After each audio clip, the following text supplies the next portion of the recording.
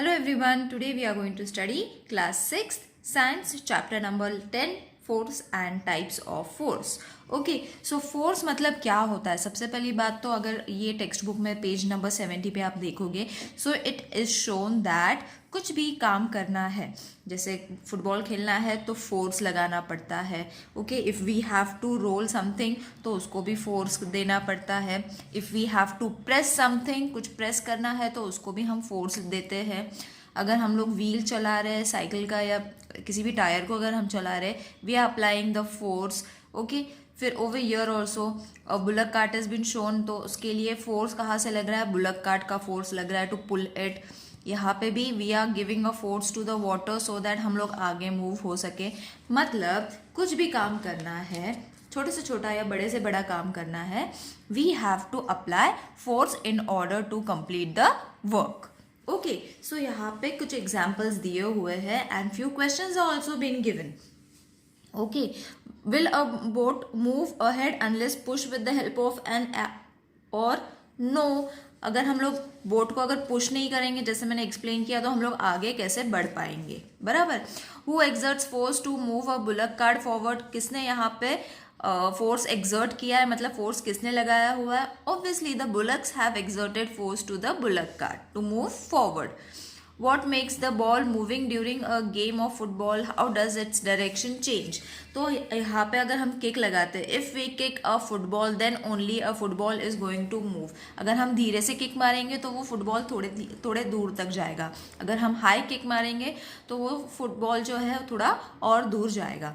Okay, so it direction also depends upon the force, मतलब जिस force से हम बॉल को मारेंगे उस फोर्स से वो बॉल जाने वाली है उतनी दूर तक. Got it? So will the wheel go forward if it is not pushed with a stick? No, it will not go. कैसे क्या जाएगी बताओ. If it is not going to if it's not given a force, अगर उसको हम लोग थोड़ा push नहीं करेंगे तो वो आगे कैसे जाएगा. It will be standing still at one place. Okay, so the answer is no. So आगे का हम read करेंगे so that it will be more clear. When we kick the football coming in our direction towards the goal, we apply force. In day-to-day life, we do many actions such as lifting, pulling, riding a bicycle and stopping it at times, pushing a load, squeezing or bending something and driving vehicles. It is necessary to apply force for doing all these actions. Force is applied to an object to pull it or push it in any manner. मतलब अगर कुछ भी काम करना है, यहाँ पे examples दिए जैसे pushing a load, squeezing, bending और समथिंग और ड्राइविंग व्हीकल, कुछ भी अगर काम करना है तो हर एक काम के लिए फोर्स की ज़रूरत होती है. ओके, नाउ यहाँ पे जो ऑरेंज कलर का मार्किंग दिया हुआ है, it is very important point. You all can make a star. No object can change its position on its own. कोई भी चीज़ अपने आप से हिलने वाली नहीं, because they are non living things. Force is required to move an object. कुछ भी अगर हिलाना है जगह से we have to apply a force. Even if we have to lift a book, यहाँ से अगर मुझे बुक हिलानी है तो मैं क्या करूँगी, मैंने फोर्स लगाया है. Okay, so force is use to change the direction of an object in motion और टू स्टॉप इट. मतलब अगर हमें उस चीज़ को चलाना भी है तो हमें फोर्स लगाना है, अगर उस चीज़ को रोकना भी है तो भी हमें फोर्स लगाना है. Got it? Now what happen when you hold the two ends of a spring and then and pull them apart. मतलब अगर हम कुछ भी अगर रबर बैंड लेते हैं या तो स्ट्रिंग लेते हैं, उसको अगर दो साइड से पुल करेंगे तो क्या हो जाएगा, वी आर एक्सर्टिंग प्रेशर और we are exerting force on both the ends. हम लोग उसको क्या कर रहे हैं, खींच रहे हैं, तो वो स्प्रिंग क्या हो जाएगा, it is going to stretch. बराबर. What happens when a blacksmith hammers a red hot piece of iron? जब ब्लैकस्मिथ कुछ भी हैमर करता है after making it red hot, मतलब उसको तपने पर वो क्या होगा, वो जो पीस ऑफ आयरन होता है that is going to become soft. So it is been given the force. ये हैमर इस पे फोर्स से उसको अलग शेप देगा. Got it? So it is done in order to give the shape. And what has been given? Force is been applied on the force is applied by the hammer on the hot piece of iron. So force is necessary to change the shape of an object, मतलब मैंने जैसे अभी बताया, ये गर्म करके जब hammer से उसको ठोकते हैं, मतलब इट हैमर करते हैं, तो फिर क्या हो जाता है, इट चेंजेस इट शेप। जिस शेप में हम उसको चेंज करना चाहे उस शेप में हम उसको चेंज कर सकते हैं, only if it is hot. Okay, now we will move on to types of forces. Force तो हमें पता चल गया, मतलब किसी भी चीज़ को अगर कुछ चलाना है, रुकाना है, तो we need a force. So what type of forces are? So first type of force is muscular force. Muscular force मतलब नाम से ही पता चल जाता है, which is related to muscles. In all the action shown in the picture, the movement taken place with the help of the bones and muscles in a body. The person in the picture alongside is lifting the weight by using muscular force. The force applied, this is important, okay? The force applied with the help of the muscle is called muscular force. मतलब क्या, अगर हम लोग body building कर रहे हैं, हमें weight lifting कर रहे हैं, तो what we have to do, we have to lift heavy objects. मतलब क्या हो रहा है, we are using a muscular force over here. अगर कुछ हमें अगर बोरी उठानी है तो we are applying a muscular force. Got it? If we are picking anything, even if we are picking up a bucket of water, बाल्टी भर के अगर पानी भी उठा रहे हैं, तो we are applying a muscular force. So what is a muscular force? A force applied with the help of muscles, got it, is called a muscular force. Next is mechanical force. Mechanical force नाम से ही पता चल जाता है, मतलब mechanics, कुछ भी जो इलेक्ट्रिक पे चलता है या मशीन्स होती है, those are known as mechanical objects. Okay, so we use machines for doing many task. Muscular force is use for running some machines. कुछ मशीन्स को चलाने के लिए मस्क्यूलर फोर्स की ज़रूरत होती है, जैसे स्विंग मशीन, ये तो ऑटोमेटिक है, it works on electricity. But जो ट्रेडिशनल स्विंग मशीन होती है, कपड़े सीने की मशीन, अगर आपने देखी होगी, तो legs are been use to pedal it, तभी जाके वो स्विंग मशीन चलती है। So the muscles of the legs are been use, that is why they are saying muscular force is used for running some machines. Some machines are run by using electricity or fuel. Okay, तो electricity से ये दोनों चलती है, fuel से vehicles चलते हैं। Machines like the latter are called automatic machines because a mechanical force is used here. For example, swing machine, जैसे मैंने एग्जाम्पल दिया B. Okay, electric pump, washing machine, mixer, etc. Making a list of other such machines. मतलब क्या, mechanical force वहाँ पे लगता है जहाँ पे इलेक्ट्रिकल एनर्जी और फ्यूल यूज होता है।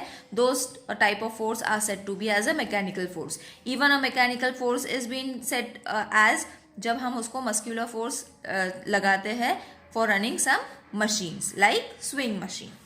नाउ द इम्पॉर्टेंट पॉइंट, ये the force applied by means of machine is called mechanical force. मतलब नाम से ही पता चल जाता है, जहाँ पे मशीन्स यूज होती है, those are known as mechanical force. अब third and very important is gravitational force. Gravitational force तो हमने सबने पढ़ा हुआ है, whatever is thrown up, जो भी ऊपर फेंकेंगे हम वो नीचे आएगा। क्यों आएगा? Because of gravitation force, earth's gravitation force. Now if an object is thrown upward by applying force, it reaches a certain height and comes down again. Got it? मतलब जैसे मैंने अभी एग्जाम्पल दिया, कुछ भी अगर हम बॉल ऊपर फेंकेंगे तो वो नीचे तो आना ही है, because of the earth's gravitational force. That is known as gravitational force. ऐसे तो नहीं है हवा में है तो हवा में ही रहेगा, ऐसा कुछ नहीं होता है। Why do fruits on the tree fall to the ground? जब मैंगो पक जाता है पूरा, इट इज राइपन, तो क्या हो जाता है, this mango falls on the ground because of the earth's gravitational force. The earth pulls all the object towards itself. Got it? मतलब सब चीज़ों को हम लोग ज़मीन पे क्यों टिके हुए रहते हैं? Because of the earth's gravitational force. So again this point is important. इसका डेफिनेशन है, the force applied by the earth to pull object towards itself is called gravitational force. It is very easy, हम लोग fourth standard से तो gravitational force learn कर ही रहे हैं। Now this is very important for you all have to read this and let me know in the comment section के इसमें क्या समझ में आया है। Got it? Now this is the activity on page number 72, children, that you all have to practice. Okay, take a small stone and a bucket full of water. Drop the stone into the water from a height of about 20 meter. पानी के अंदर 20 metre के height से sorry 20 centimetre के height से वो drop करना है। Okay, you will hear the sound of the stone dropping in the water. Now drop the same stone into the water from a height of 100 centimeter. You will you will hear it sound again. Okay, तो हमें क्या करना है, first तो 20 centimetre के height से गिराना है, फिर उसके बाद 100 सेंटीमीटर के हाइट से गिराना है। सो यू विल हियर कि जब हम लोग पानी में कोई भी स्टोन डालते हैं तो what will happen, noise is going to come. तो नॉइज किस में ज़्यादा आएगी, you all have to let me know in the comment section कि सबसे ज़्यादा नॉइज कौन सी वाली बकेट में आएगी, जहाँ पे 20 सेंटीमीटर वाला बकेट में हम लोगों ने स्टोन डाला है, या 100 सेंटीमीटर वाला सेंटीमीटर के हाइट से हमने स्टोन बकेट में डाला है, किस में ज़्यादा आवाज़ आएगी। What is the difference in the sound in the two actions above? We can conclude from this that the action of lifting a sack, तो ये हमें फाइंड करना है, this is the activity and you all have to comment it. Okay, तो ये यहीं पे खत्म हो जाता है। नेक्स्ट इज ये सैक वाला second action. The action of lifting a sack are shown in the picture. One sack looks empty, the other sack is full. Okay, तो ये एम्प्टी है, ऑब्वियसली ये सपाट है तो मतलब ऑब्वियसली ये एम्प्टी है, ये भरा हुआ है, so it is full. One sack looks empty, the other is full. What difference do you notice in the way of the sacks are lifted? Obviously अगर हैवी है तो हमें उसे ज़्यादा फोर्स लगाना पड़ेगा। Okay, it is going to use gravitational force, muscular force, सारे forces यहाँ पे लग रहे हैं ना।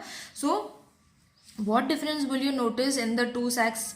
तो हमें बताना है the gravitational force on the empty sack is less, क्योंकि हमें कम ताकत लगने वाली है, बिकॉज हल्का है, ग्रेविटेशनल फोर्स ज़्यादा पुल नहीं करेंगे। वेर एज हैवी सैक के लिए ग्रेविटेशनल फोर्स ज़्यादा लगने वाला है, बिकॉज इट इज़ हैवी, तो अर्थ का जो ग्रेविटेशनल फोर्स है वो ज़्यादा खींचेगा उसको अपनी तरफ। ओके, सो हमें डबल मेहनत करनी है to lift it. that is to say its weight less. The gravitational force on the bigger sack is greater, जैसे मैंने अभी बताया। In the other words, the bag weighs more. इसीलिए हमें ज़्यादा heavy लगने वाला है ये, because of the earth's gravitational force. It's the natural force, हम उसको कुछ नहीं कर सकते हैं। अब this is an important point.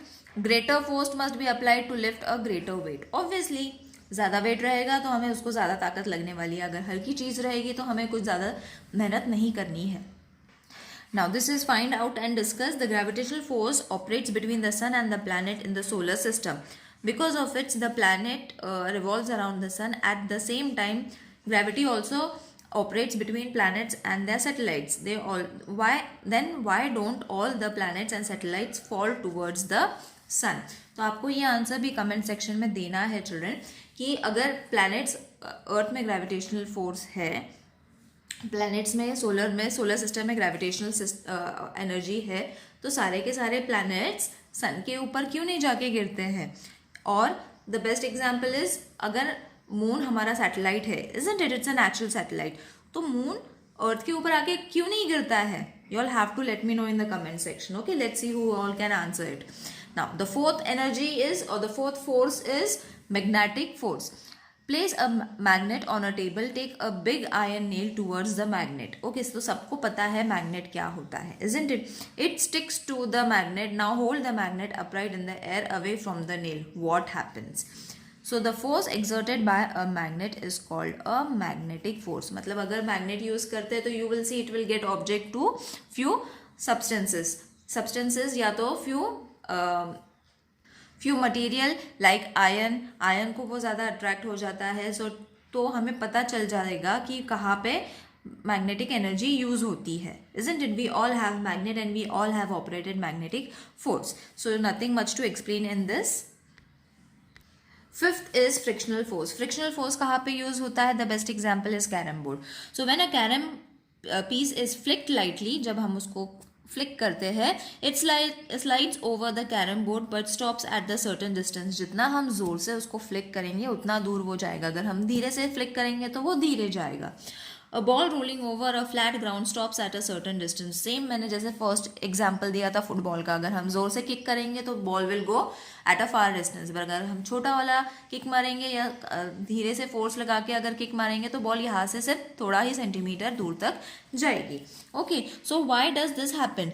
When two surfaces rub each other, the force of friction come into play. It always acts against the direction of the motion मतलब क्या, अगर किसी भी चीज़ को हम लोग लिफ्ट कर रहे हैं या फ्लिक कर रहे हैं या फुटबॉल भी मार रहे हैं या बॉल भी रोल कर रहे हैं, तो क्या हो रहा है, दो चीज़ों के बीच में फ्रिक्शन हो रहा है. So this is known as friction. The rubbing of two objects, the rubbing of two substances, ये चीज़ों को हम क्या बोलते हैं, फ्रिक्शन बोलते हैं. Got it children? Now I hope it is clear कि क्यों यहाँ पे फ्रिक्शन के वजह से इट मूव्स.